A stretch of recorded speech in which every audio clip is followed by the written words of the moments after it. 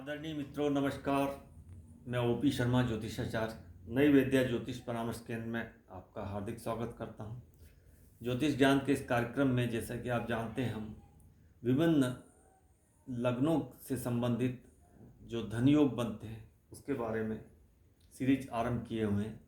इस वीडियो के पूर्व हम मेष, वृषभ, मिथुन और कर्क लग्न से संबंधित धन योगों के बारे में बतला चुके हैं। आज हम 5 नंबर से आरंभ होने वाली ये कुंडली सिंह लग्न है उससे उसके धन योग बतलाते हैं। जैसे कि मैं बताया कि जब हमारा जन्म होता है उस समय जो पूर्व दिशा में जो राशि उदय होती है वही हमारा लग्न होता है। तो आज सिंह लग्न में जो राजयोग धन योग बनते हैं उसके बारे में बात करते हैं। तो धन योग के लिए हमें पंचमेश, लाभेश या एकादशेश, द्वितीयेश या धनेश, पंचमेश और भाग्येश या नवमेश को हमने सबसे पहले नोट कर लेना चाहिए। तो इस कुंडली में जो लाभेश है वो बुध है और धनेश भी बुध है, और जो पंचमेश है वो गुरु है और भाग्येश वो मंगल, अर्थात बुध, शुक्र और गुरु, इन 3 ग्रहों की युति, दृष्टि या राशि परिवर्तन यदि कुंडली में केंद्र में या त्रिकोण में या लाभ भाव या धन भाव से होता है इन्हीं से आपस में, तो यह धन योग कहलाता है। अब इस कुंडली में जैसे जो धनेश है बुध, यदि धन भाव में बैठ जाए तो एक बहुत बड़ा राजयोग है, या यह जो बुध है जो कि धनेश है वो पंचम में बैठ जाए तब भी धन योग है, या ये जो धनेश बुध है यह लाभेश भी है, वो यदि भाग्य भाव में बैठ जाए तब भी यह धन योग है, या ये धनेश और लाभेश दोनों को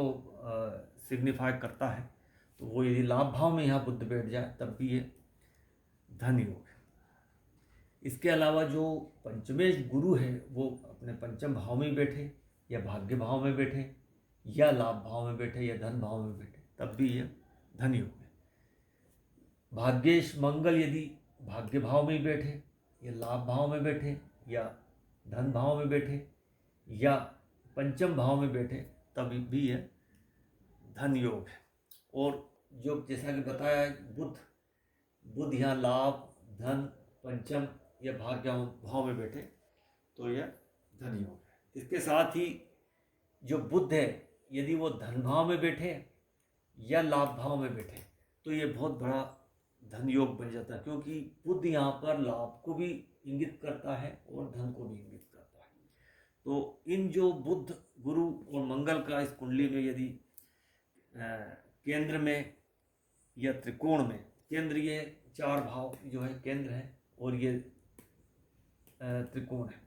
केंद्र भाव को हम विष्णु भाव बोलते हैं और त्रिकोण भाव को लक्ष्मी भाव बोलते हैं, और ये लाभ भाव है, धन भाव।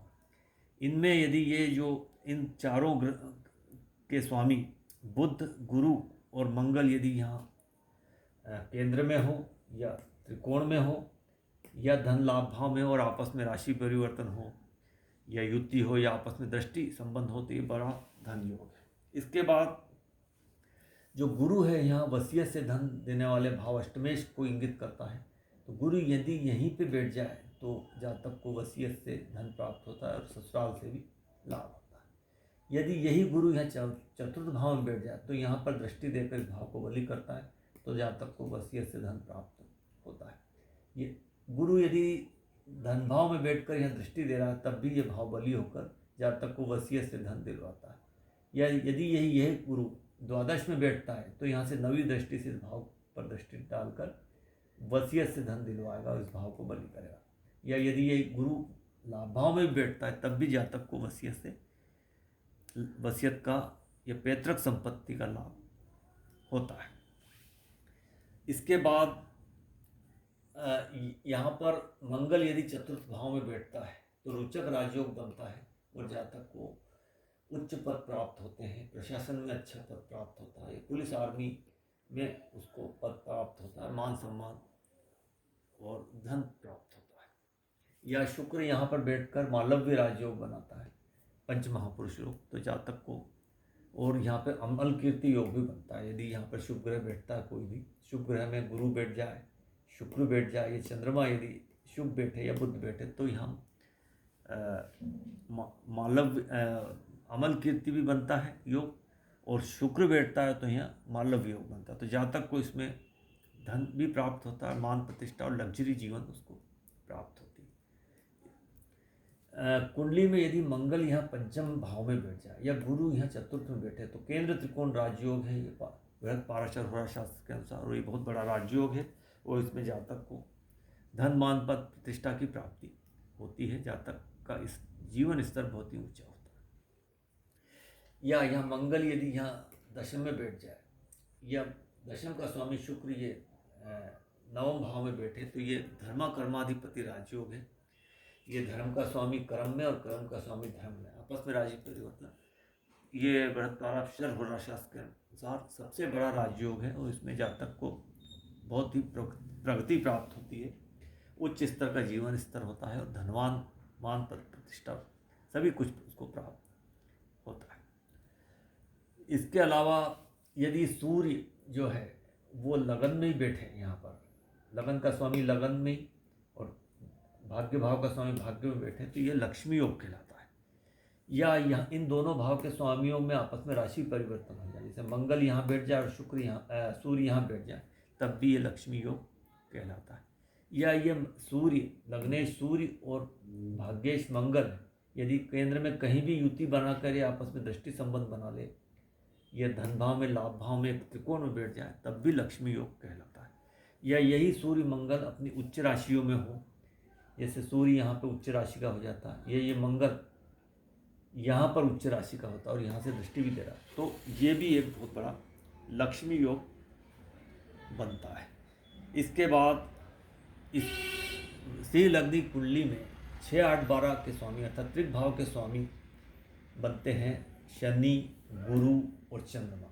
तो ये जो शनि, गुरु, चंद्रमा यदि इन्हीं 3 भाव में बैठे तो ये विपरीत राजयोग बनता है। जैसे शनि यहाँ छठे में बैठ जाए या अष्टम में बैठ जाए या 12वें में बैठे तो विपरीत राजयोग, या ये गुरु यहाँ अष्टम में बैठे या 12वें भाव में बैठे, या ये गुरु यहाँ पर छठे में बैठ जाए तब भी ये विपरीत राजयोग है।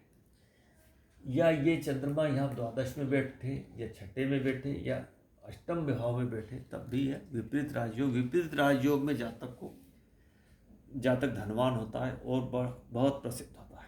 तो मित्रों, ये सिंह लग्न के जो धनयोग है या वसीयत से धन प्राप्ति के योग है, या केंद्र त्रिकोण राजयोग, धर्माधिपति राजयोग या लक्ष्मी राजयोग या विपरीत राजयोग है, उनको एक संक्षिप्त में बताने का प्रयास किया गया। मित्रों, यदि ये वीडियो आपको इंफॉर्मेटिव थोड़ा भी लगता है तो वीडियो को लाइक कीजिए, चैनल को सब्सक्राइब कीजिए, वीडियो को शेयर कीजिए। मित्रों, आपने वीडियो पूरा देखा, मैं इसके लिए आपको बहुत बहुत धन्यवाद देता हूँ।